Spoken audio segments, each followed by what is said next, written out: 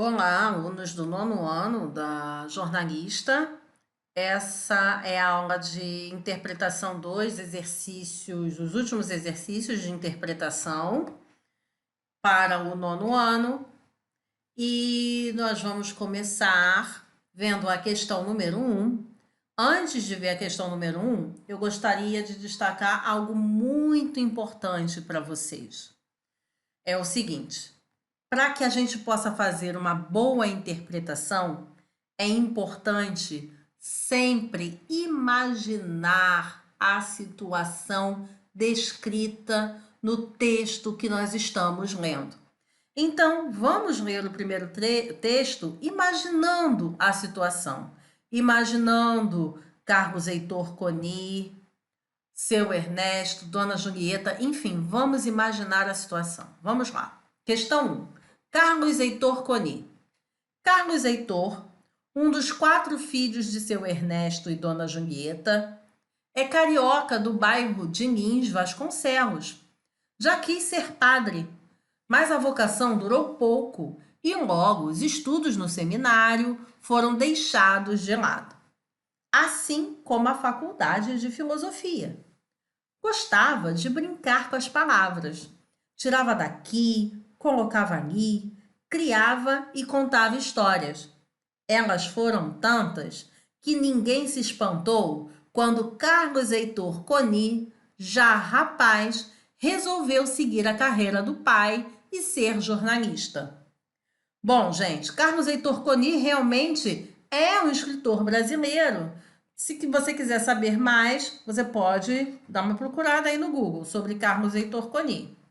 Então vamos lá. No trecho Elas foram tantas, a palavra elas está se referindo a quê? Então você pode voltar ao texto, caso você não tenha entendido a quem esse elas se refere. Voltem ao texto e tentem descobrir. Qual é a melhor coisa a ser feita, né? Qual é a maior dica que eu posso dar para vocês em relação a essa questão? Substitua elas por faculdades para ver se encaixa. Por histórias, por palavras ou por vocações. E aí você vai saber a quem essa palavra elas, a qual desses substantivos a palavra elas se refere. Bom, questão número 2. O aquecimento do mar da Europa. O aquecimento do mar, causado pelas mudanças climáticas, pode ser benéfico para algumas espécies de peixes e negativo para outras. É isso que mostra um trabalho publicado nesta sexta-feira na revista Current Biology. Cientistas britânicos analisaram a evolução da população de peixes no nordeste do Oceano Atlântico, na Europa, a partir de uma revisão de 11 estudos publicados. As espécies mais ao sul, adaptadas às águas quentes, estão se ajustando melhor do que os peixes que habitam o norte, disse Stephen Simpson, da Universidade de Bristol, no Reino Unido. Um exemplo é o bacalhau, peixe amante do frio. Sua população caiu pela metade nas últimas 3 décadas. Bom, então vejam que o ideal seria que você fizesse o que eu falei inicialmente, né, no primeiro texto. Imaginar essa situação aqui, imaginar os peixes na água, imaginar o Stephen Simpson respondendo a pergunta, né, imaginar a voz dele, como é que ele é. Parece ridículo inicialmente? Pode até ser, mas que faz uma grande diferença na hora de compreender o texto, não tenho nenhuma dúvida. Tá? Então, a questão tem a ver com o recurso utilizado para indicar o discurso direto. O que é discurso direto? O discurso direto, relembrando aí as aulas de 8º ano, o discurso direto é quando a gente tem a fala de alguém. Alguém fala, não é o narrador que está falando por alguém, né? Pelo personagem. No caso aqui, a gente não tem personagem porque é um texto mais jornalístico, né? Mas num texto narrativo. O discurso direto é quando o personagem fala diretamente, tá? Quando o personagem fala diretamente, um dos recursos que a gente utiliza é o travessão. Mas aqui nesse texto eu não tenho travessão. Um outro recurso foi utilizado para indicar a fala de alguém. E aí eu quero saber que recurso é esse. Questão número 3. Tem química no sorvete. O sorvete é uma paixão mundial e não é de hoje. Ele já existia bem antes da invenção da geladeira e, no início, era fabricado com gelo e neve coletados durante o inverno em países de clima frio. No Brasil, o sorvete apareceu por volta de 1834, graças a dois comerciantes que compravam gelo dos Estados Unidos e fabricavam delícias geladinhas com frutas tropicais. Atualmente, o sorvete é feito basicamente com água, adoçante, leite, gordura de leite e aromatizantes para dar cheiro e sabor. Por fim, os sorvetes cremosos contam com um componente para lá de curioso. Algo entre 1/5 e metade de seu volume total é feito de ar. Esse ingrediente é fundamental para a textura do produto final. Então a pergunta tem a ver com uma informação que está explícita no texto. Então você vai retirar essa informação explícita do texto. A partir do que mostra esse texto, para fabricar sorvetes em sua casa, você deve utilizar. Então é só você ir ao texto e retirar. Bem fácil. Questão 4. O vô Maurício e os livros. Eu tinha 7 anos e estava na segunda série. Era início de inverno e fazia muito frio em Porto Alegre. Meus pais tinham feito uma reforma na nossa casa e construído uma espécie de mezanino, uma sala suspensa, formando a metade de um segundo andar, do meio até o fim da garagem. Netrovsky, Histórias de Avô e Avó. Companhia das Letras, 1998, página 43. Bom, antes da pergunta, quero saber se você já fez o que eu falei. Imaginou a situação? Imaginou o narrador, um menino de 7 anos, dentro de uma casa, fazia frio na casa, lá em Porto Alegre. Imaginaram essa situação? Então, imaginem. Leiam novamente e imaginem. No texto, o sinal de travessão foi usado com o objetivo de... Então, veja que interessante, né? Na outra questão do discurso direto, aqui, da número 2, eu falei que o discurso direto, uma das formas de você identificar que houve fala do personagem ou a fala de alguém, é através do travessão. Mas o travessão, ele não indica apenas fala, ele indica outras coisas também. Então, é isso que eu quero saber nessa questão. O que indica o travessão?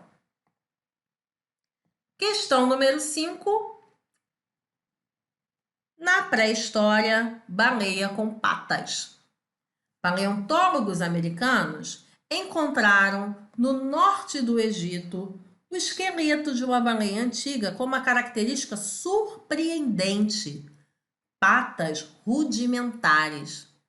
O exame dos ossos mostra que as patas dianteiras do Basiliosaurus, muito pesadas e com pouca capacidade de movimentação, deviam dificultar a sobrevivência do bicho na água. Por isso, provavelmente, deram lugar a ágeis nadadeiras. As patas traseiras, pelo mesmo motivo, desapareceram quase completamente, embora em algumas espécies de baleias ainda se possam notar pequenos nódulos na pelvis, no lugar onde os membros costumavam ficar. E aí, leu e imaginou a situação? Então vamos à questão aqui.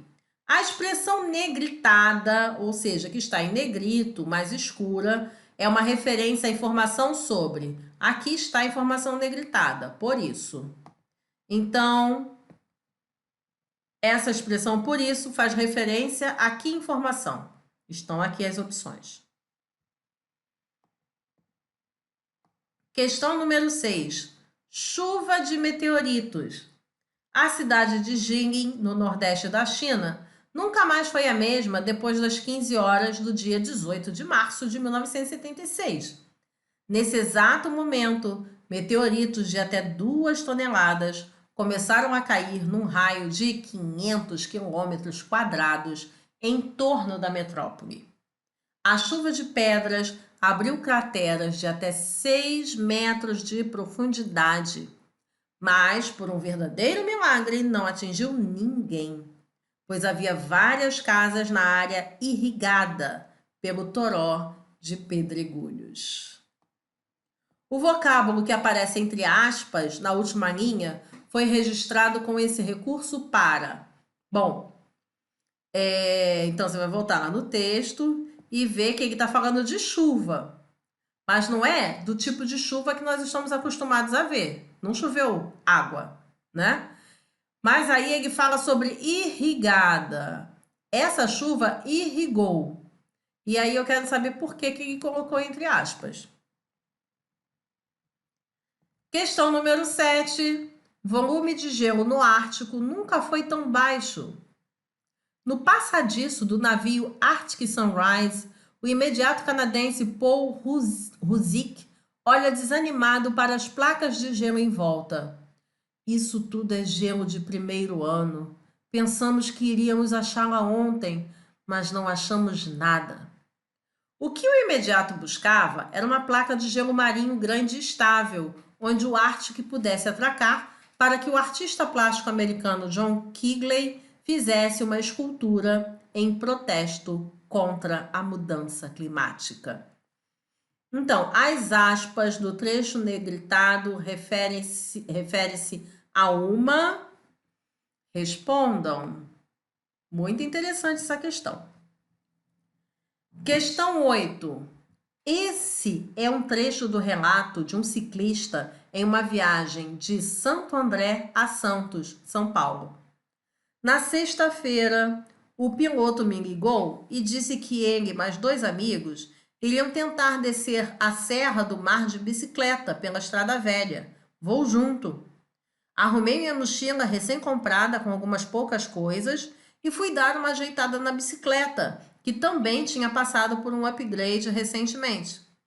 Fui para a casa do piloto e saímos os 4 pouco depois das 9 horas. Paramos em um posto para calibrar os pneus.